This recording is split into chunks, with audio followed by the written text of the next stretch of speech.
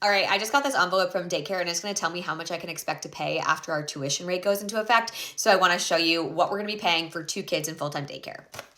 All right, for context, before I break down this pricing, I have 2 kids in full-time daycare. So my oldest is 4.5. She's in a pre-K room, and my youngest is almost 3. So she's technically in a preschool room. And actually, both of those rooms have the same rate now. All right, this is the rates for next year. My daughters each go for 5 days a week. The daily rate is $78 a day.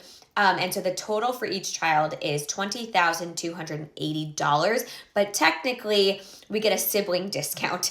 So one of the kids is slightly lower. I think we save $170 a month for the sibling discount, which better than nothing. So that's going to leave us with a grand total of $3,211 a month.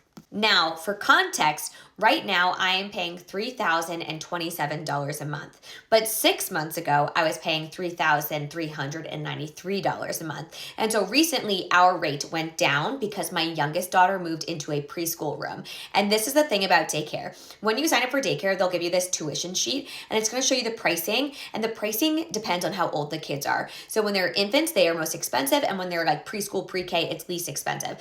And so people often budget around this idea that it's going to get less expensive as the kids get older. But what tends to happen is as soon as your kid ages up and the daily rate goes down, the tuition increase comes into effect, right? And so back in September, I was paying $3,393. Right now, for the next 6 months, I'll be paying $3,027. But come next September, I will be back up to $3,211. So year over year, it's only a $100 difference in rate because the tuition increase. And this is something that a lot of people don't account for. They don't realize when they're budgeting that yes, the cost goes down, but daycare increases are anywhere between like 5 to 20% a year. And so you really need to bake that in. And so yes, infants are the most expensive. They will always be the most expensive. Preschool, pre-K is less expensive, but it's not that much less expensive at the end of the day because those increases, they come into play and they bring you very close to where you were when your kids were in a toddler or infant room.